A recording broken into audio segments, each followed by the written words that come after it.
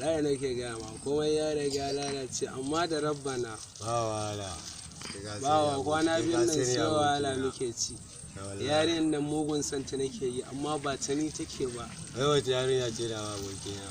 Ba gidan sanan in ka gangara kasar layi. A to ya kamata mu je mu same ta.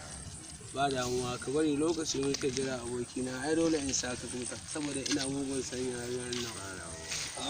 Ba yake shi. Abokina ne. Kadar ko ya aka yi ne? Wallahi noma. Yaushe a garin ne? Wallahi yau ne shigo. To Gaskiya ne ka shigo. ya aka yi ne mai ka san tafiya ko me? cikin gari. Ya aka yi? Wai ka san gayan na yamso. Waye Emsu? Yan so shiga mu Wannan mawaƙin nan. Sarkin waka ina yake sarkin waka? Wai Waye sarkin ya waka daure aka mai bai. gindi yake sarkin waka? A ina yake sarkin Waye waka? sarkin waka? Wai shi yaje yana son gudun waka. Kai ba ne Fatima ba. Ya mana ita. Kai Fatiman tawa? Ka san ina ne za mu same shi? A mu je mu dauko ta kawai. Sai dai kai a je neman shi. Dole ne a ɗauko gayan nan dole ne sai na Mu je mu hukunta ɗauko shi ta nake gaya ma. In ba wai na hukunta shi ba dole ne sai na hukunta shi. Shi waye ne? Tashi mu tafi dole ne mu je mu hukunta shi. Za mu je mu dauko shi a can. Waye Emsu a cikin sai?